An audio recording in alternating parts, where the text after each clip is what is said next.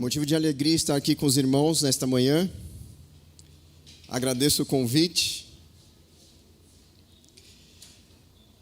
E já é a segunda vez que eu venho aqui para pregar. Significa que os irmãos são bondosos, misericordiosos e têm muita paciência comigo. Agradeço o convite. O pastor João Paulo fez já tem algum tempo. E fico muito feliz de estar aqui. Revendo o Leandro, a Cida, o Beto.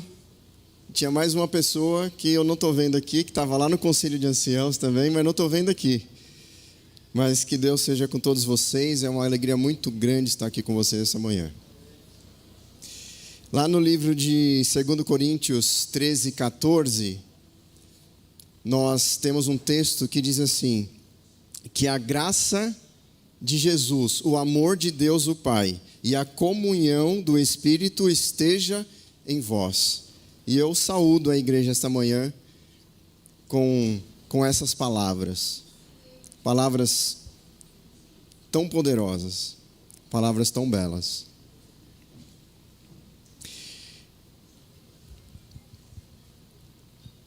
A mensagem desta manhã, ela tem como título O Suspiro de Jesus. É um título curioso. O Suspiro de Jesus. E pensando sobre suspiro, alguns vão pensar: o que será que o Daniel está falando, né? Será que é aquela sobremesa? Suspiro, né? Mas sabe de uma coisa? Você já experimentou sair 1 hora mais cedo do seu trabalho, 1 hora mais cedo do rodízio, para pegar seu carro e chegar na sua casa, e você fica naquela expectativa: será que eu vou conseguir passar do centro expandido? Será que eu vou conseguir cruzar a linha antes da hora? Ou será que se eu morar no centro expandido, será que eu vou conseguir chegar na minha casa antes do horário, para que eu não tome multa? E você normalmente, quando acontece isso, você sai 1 hora antes, e normalmente o que você pega para ir para casa? Trânsito. Você pega trânsito. Acontece alguma coisa. E você ali naquele, suando frio dentro do carro. E aí, de repente, quando você pega e fala assim: esse aqui eu preciso passar desse local antes de dar a hora. E aí, de repente, quando você consegue, você dá um suspiro de alívio. Eu não sei quantos de vocês já teve a oportunidade de ouvir da sua esposa que ela está grávida. É uma alegria muito grande. E aí, vai passando o tempo, vai acontecendo o pré-natal, e chega o momento de fazer o primeiro ultrassom. E aí quem já passou por essa experiência sabe o que é isso. Você vai preocupado, você vai pensando 1.500 coisas. Será que está tudo bem com o bebê? Será que está tudo ok? E vai fazer aquele ultrassom morfológico, onde as medidas do bebê é tirada ali, tudo, e você fica ali: e aí, doutor? E aí, doutora? Está tudo bem? Está tudo certo? Está tudo normal? Está tudo caminhando bem? E você com o coração acelerado. E de repente ele fala: olha, fica tranquilo, está tudo ok, está tudo certo. E você dá aquele suspiro de alívio. Mas existem ocasiões também que você começa a pensar a respeito de pessoas, a lembrar de pessoas que estavam ali do seu convívio. De repente, seu filho, sua filha, que agora está estudando longe, em outro país, e você fala: poxa, que bom, é bom para essa pessoa, é bom para o meu filho, para a minha filha, estudar em outro lugar, ter novas oportunidades e mais oportunidades. Mas o preço é alto, você está distante, você sente saudade E aí você fica pensando naquela pessoa ali, nas brincadeiras, na interação, como funcionavam as coisas quando a pessoa estava ali junto com você, e de repente você não percebe e você suspira de saudade. Às vezes, refletindo e pensando, temos saudades também de algumas pessoas que já se foram. E muitas vezes a gente dá esse suspiro. Então nós suspiramos muitas vezes por felicidade, nós suspiramos muitas vezes por saudade, suspiramos por alívio. Tantas e tantas coisas nos fazem suspirar. Às vezes até na escola, né? Em todos os níveis. Em todos os níveis. Fiz a prova e agora, e a nota? No MBA agora, eu preciso defender a tese. No mestrado, no doutorado, no pós-doutorado. Depois que passa, você suspira ali. Se você conseguir, obviamente, a nota, aliviado, né? E eu gostaria de convidá-los, nesse momento, a abrirem as Bíblias no livro de Marcos.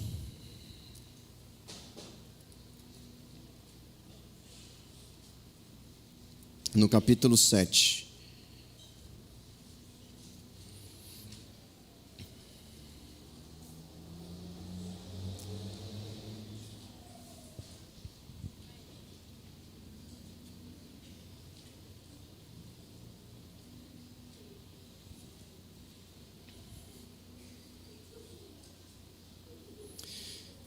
Marcos, no capítulo 7, nós vamos ler do verso 31 ao 37.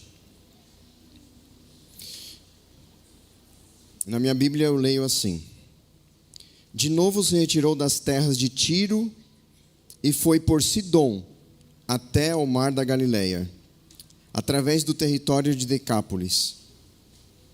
Então lhe trouxeram um surdo e gago e lhe suplicaram que impusesse as mãos sobre ele. Jesus, tirando-o da multidão, à parte, pôs-lhe os dedos nos ouvidos e lhe tocou a língua com saliva. E depois, erguendo os olhos ao céu, suspirou e disse: Efatá, que quer dizer abra-te. Abriram-se-lhe os ouvidos e logo se lhe soltou o empecilho da língua. E falava desembaraçadamente, mas lhes ordenou que a ninguém o dissessem. Contudo, quanto mais recomendava, tanto mais eles o divulgavam. Maravilhavam-se sobremaneira, dizendo: tudo ele tem feito esplendidamente bem. Não somente faz ouvir os surdos, como falar os mudos. Irmãos, Jesus, ele estava se retirando das terras de Tiro, e ele estava ali no território de Decápolis. E Decápolis, o significado são 10 cidades. Era uma região onde havia ali 10 cidades. E se a gente voltar um pouquinho, a gente vai se lembrar, numa dessas cidades, havia um endemoniado que já estava ali sofrendo há muito tempo. Ele ficava amarrado, mas nada segurava ele, morava no cemitério, toda aquela história. E aí Jesus libertou aquele homem. E aí teve algo curioso, porque os demônios suplicaram, pediram para que Jesus permitissem que eles fossem para uma manada de porcos. E Jesus permitiu, e aí aqueles demônios entraram nos porcos, os porcos saíram em disparada e se precipitaram, e todos os porcos morreram, e os donos dos porcos tiveram um grande prejuízo. E aí Jesus e os 12 ali foram expulsos daquela região. O endemoniado agora liberto, pede para Jesus para o seguir. Mas Jesus não permite, fala assim, não, fica e fala para os teus, fala a respeito do que você conheceu. Então ele fez, ele ficou, ele obedeceu. E será que depois desse livramento todo ele ficou quieto? Ele falou assim, uma vez por semana eu vou lá na sinagoga e está tudo certo, falo com um ou com o outro. Não, irmãos. Ele foi liberto de muitos demônios, ele sofria. Então depois que ele recebeu essa libertação, ele falou para muita gente. Ele pregou, ele falou que Cristo cura, transforma, liberta, expulsa demônios. Ele falou tudo aquilo que ele sabia a respeito de Cristo. E a fama de Cristo começou a se espalhar, então ele estava ali naquela região. Ele estava saindo, foi expulso, ele estava com os 12, e ali ele aproveitava para fazer o seminário itinerante. À medida que ele ia viajando, ele ia ensinando os seus discípulos, até porque ele sabia que o tempo dele era curto. Então, nessa viagem, trouxeram a ele um surdo e gago. Um surdo e gago. É o que a Bíblia diz. E eu não sou da área da saúde, mas o fato é que a pessoa que não ouve, ela naturalmente tem uma dificuldade na fala. E eu não sei quantos de vocês tiveram a oportunidade de ouvir uma pessoa que é surda falando. A voz é um pouco esquisita, é um pouco diferente, é um pouco estranha. E muitos acabam nem falando, justamente porque a reação das pessoas não é muito boa. Então eles ficam até retraídos de falarem. Mas nesse caso aqui, esse homem foi trazido, ele era surdo e ele era gago, ou seja, ele falava com dificuldade, tinha essa questão da gagueira, e ele foi trazido. E é interessante notar que as pessoas que levaram esse surdo, esse deficiente auditivo para Jesus, essas pessoas suplicaram que Jesus impusesse as mãos sobre aquele deficiente auditivo. É interessante notar, nós precisamos de Deus, nós pedimos algo a Deus, mas nós já chegamos com o prato feito. A gente fala assim, Senhor, eu estou endividado, me dá um emprego de diretor? Eu estou pedindo, eu estou precisando, mas eu já estou falando como é que Deus tem que fazer para resolver o meu problema. Então aquelas pessoas suplicavam, né? Mas Jesus, impõe as mãos sobre esse homem aqui que é deficiente auditivo e gago. Impõe as mãos. Como se fosse um padrão, né? Impõe as mãos, está curado. Impõe as mãos, consegue ver. Impõe as mãos, ressuscita. Então impõe as mãos e está tudo resolvido. É interessante pensar a respeito disso. Tem uma outra questão também que eu penso, que esse homem, ele devia ser uma pessoa querida. Porque normalmente as pessoas, cada um tem o seu problema, os seus problemas. Então normalmente o pensamento humano é, eu vou atrás de Jesus para resolver o quê? Os meus problemas, né? Os meus problemas. Mas nesse verso nós vemos que tem pessoas que trazem, né? Que levam, que conduzem, que pedem, intercedem, impõem as mãos, cura. Então ele devia ser uma pessoa querida. Existe um outro pensamento que passou pela minha cabeça. parece até um pouco cômico. Ou ele era muito querido e amado pela família, pelos amigos ali, pelas pessoas que estavam ao redor. Eu fiquei pensando, mas será que ele não era vendedor de Bíblia? Como assim? Vendedor da Torá. De repente ele passava de casa em casa e chamava alguém e falava, e pegava um verso ali da Torá e passava 10 minutos para ler o primeiro verso e falava assim, você quer comprar a Torá ou você quer que eu termine de ler ela inteira, né?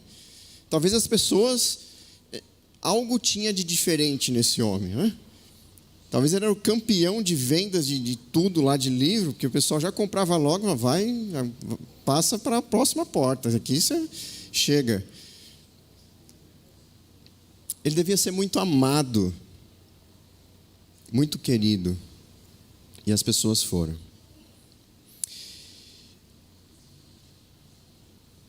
Jesus, no verso 33, Jesus tira o homem daquela multidão à parte. E aí Jesus não impõe as mãos sobre aquele homem. Jesus toca os ouvidos daquele homem. E a Bíblia diz que ele coloca saliva na língua daquele homem. É isso mesmo que está escrito? Como é que a gente coloca saliva na língua de uma pessoa? Né? Jesus teve que cuspir. Jesus cuspiu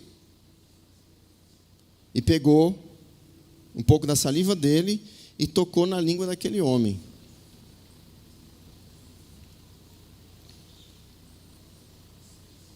Jesus, é interessante notar que ele não age de uma maneira padronizada. Ele é aleatório. Às vezes os mais jovens falam assim, nossa, que conversa aleatória é essa? Jesus não segue padrão. Isso é algo que traz um brilho diferente. E como é maravilhoso servir a um Deus assim, que não é assim, você fala A, ele responde B, você fala B, ele responde A, e a vida segue desse jeito, numa monotonia eterna. Jesus, ele agiu de maneira muito peculiar, diferente, especial. E eu fico imaginando, poxa, se eu fosse aquele deficiente, eu ia me sentir muito importante. Por quê? Porque eu fui tirado da multidão à parte, e Jesus teve o cuidado, teve a sensibilidade, teve o carinho, teve a atenção de tocar os meus ouvidos e colocar saliva na minha língua. E aí a gente começa a pensar em mais coisas. Que lições que nós podemos aprender? Todos nós passamos por dificuldades e problemas, mas Deus olha para cada um de nós como se fôssemos os únicos, ou único na realidade, ou único.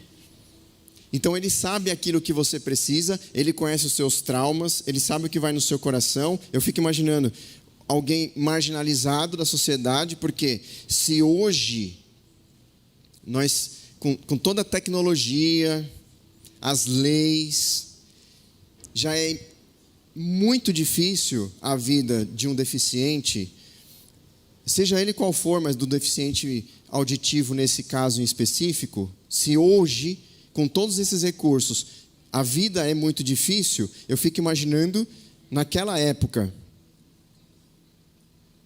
As pessoas,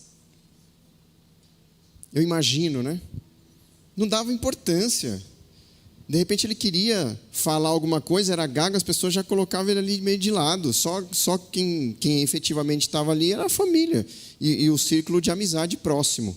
O restante da sociedade, eu quero distância, né? Quantas feridas no coração desse homem? Quantas vezes que foi colocado de lado, não foi convidado para eventos, para festas, não pôde participar e conviver em sociedade da maneira como os outros puderam. E ali no meio daquela multidão, para ele, talvez ele fosse o último da fila na cabeça dele. Eu estou no meio dessa multidão aqui, mas quem sou eu? Sempre fui desprezado, colocado de lado. Quem sou eu no meio dessa multidão toda? E Jesus, sabendo de tudo isso, ele pega aquele homem, tira da multidão e tem essa interação diferenciada com ele. Diferenciada com ele. O coração devia estar pulsando de alegria, de emoção naquele momento.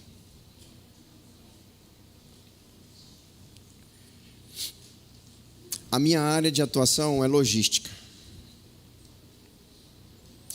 E aí eu fico imaginando assim: se Jesus me contratasse como um consultor, naquela ocasião, o que eu faria?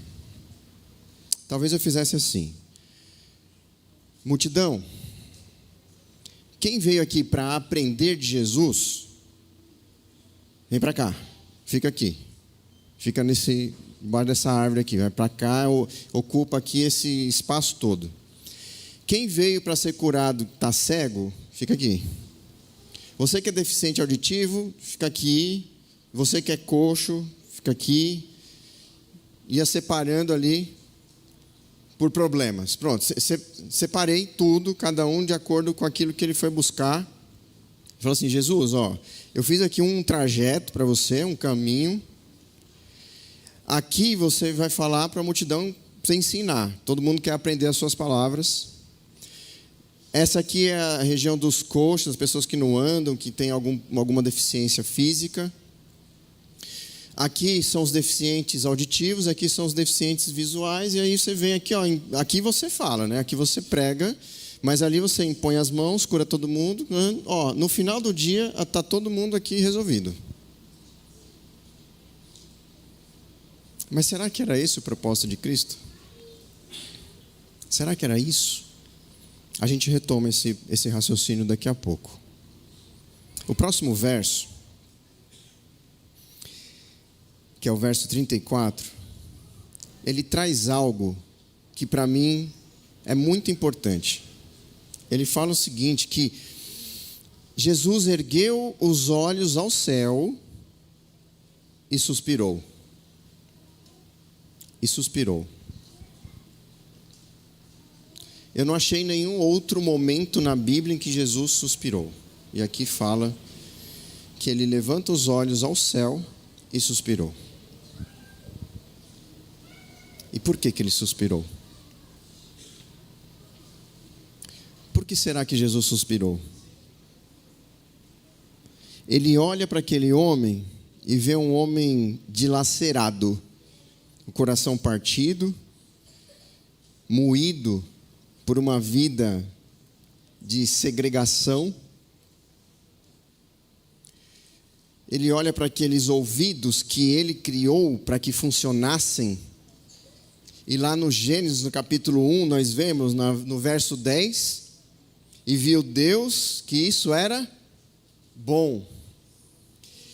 Primeiro dia, no segundo dia, verso 12, e viu Deus que era bom. Próximo dia, no terceiro dia, verso 18, e viu Deus que era bom. Verso 21, e viu Deus que isso era bom.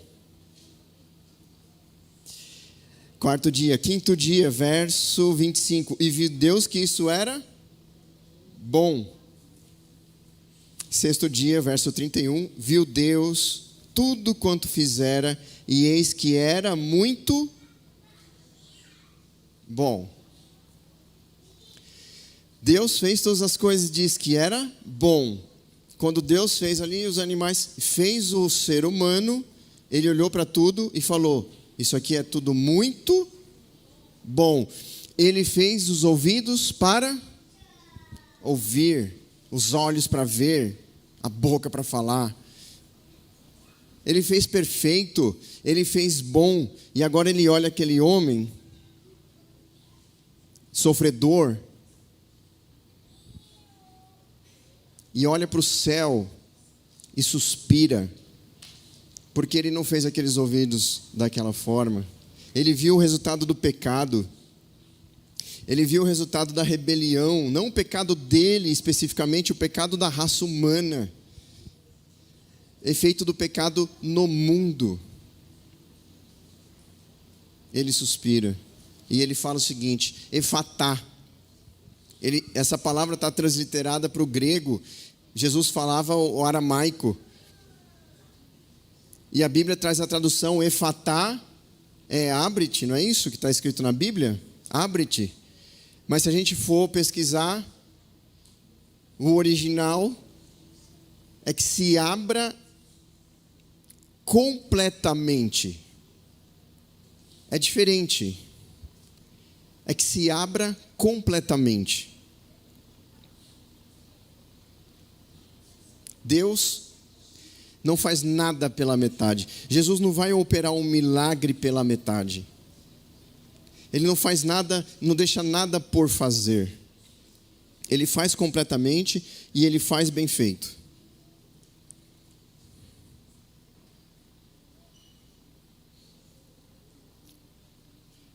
E aquele homem é imediatamente curado, ele passa a ouvir, e a Bíblia diz que ele começa a falar livremente, desembaraçadamente, corretamente, fluentemente. Irmãos, isso é milagre. Porque ele não teve que fazer fonoaudiologia, ele não teve que fazer terapia, exercícios, etc, etc. Ele falou perfeitamente e imediatamente. Esse é o milagre do nosso Deus. Esse é o nosso Deus que opera milagres. E operou naquela época e opera até hoje.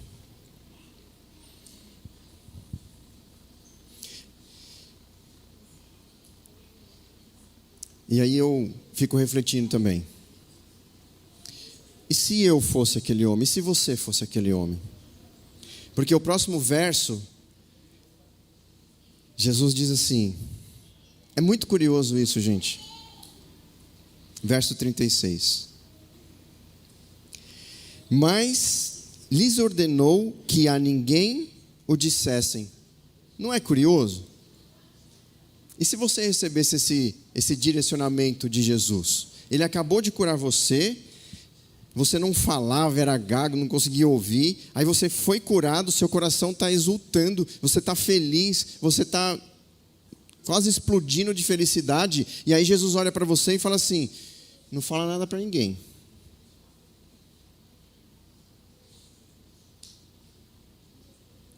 O que a Bíblia diz?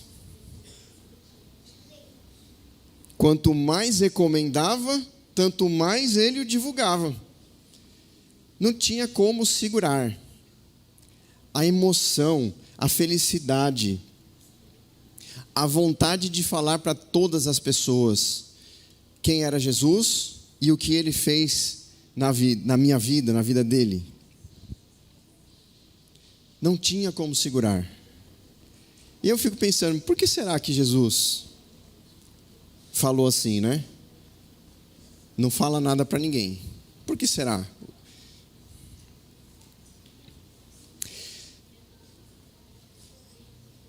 Jesus sabia que o tempo dele aqui na terra era muito resumido, era muito curto.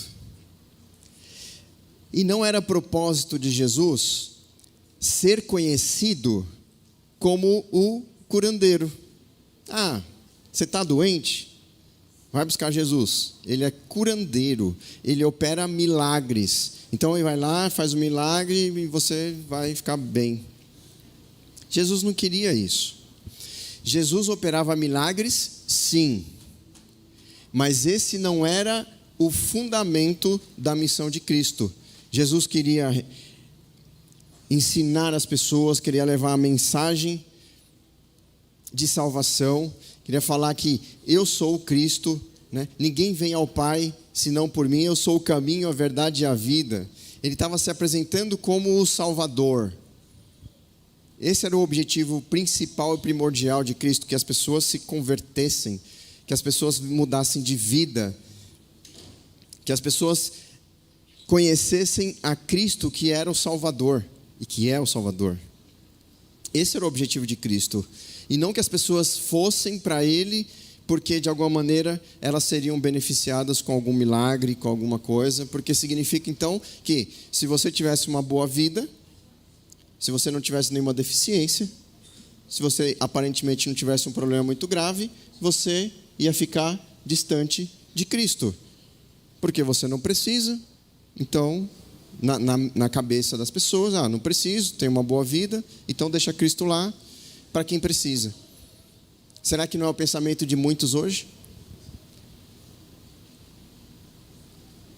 Eu tenho uma boa casa, um bom emprego, formação, tenho saúde, minha família também. Será que eu preciso? Vou buscar a Deus, tal. Para quê? Vai você aí que você precisa, né? Você lê a Bíblia porque você precisa e tal. Você busca a Deus, você está precisando de alguma coisa. Esse é o pensamento de muitos. Você é crente?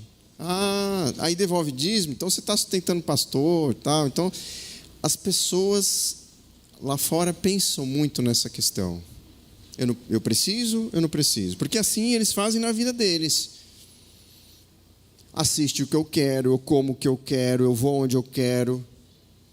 Eu faço o que eu quero.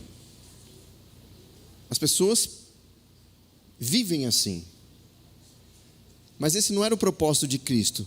Não era abrir a porta e falar, tudo bem, todo mundo que precisa vem para cá, quem não precisa... Porque Jesus veio para salvar quem? Só uma parte ou a todos?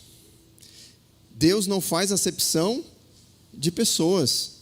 Deus não faz. Você é rico, você é pobre, não importa a cor da sua pele, a cor do seu cabelo, não importa absolutamente nada. Cristo veio a essa terra para salvar absolutamente todos. Por quê? Porque Ele ama a quem?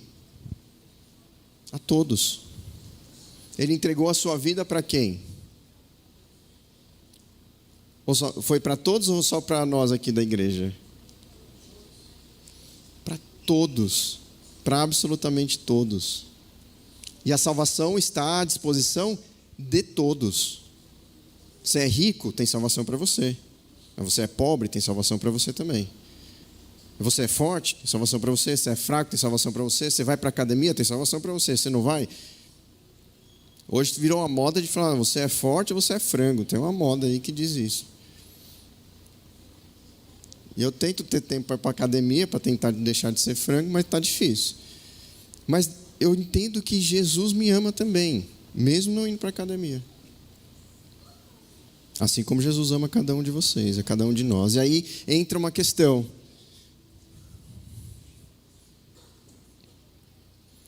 Nós estamos falando dessa mensagem para as pessoas porque Jesus está voltando.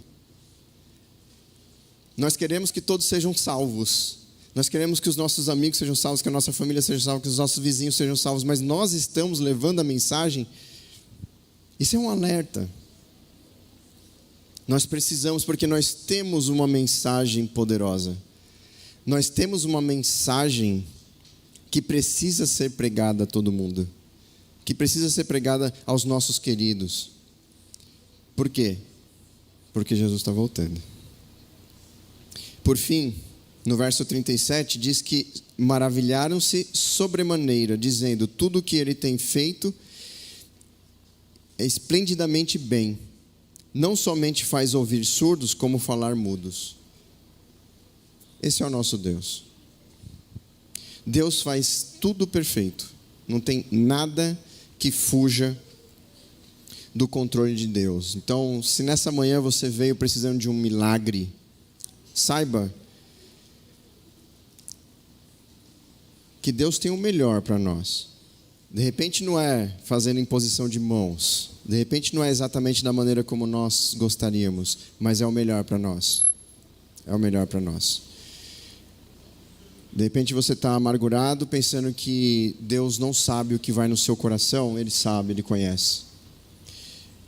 Ele conhece as dores, as nossas lutas. Ele conhece absolutamente tudo a nosso respeito. E o meu convite é que nos entreguemos nas mãos de Cristo e que nos deixemos usar por Ele, que possamos falar do amor dele àqueles que nos cercam, porque cada um de nós temos uma missão aqui. E Jesus está voltando e é muito rápido, gente. Que Deus nos use, nos abençoe, nos direcione, nos dê um bom restante de sábado para a honra e glória do nosso Deus.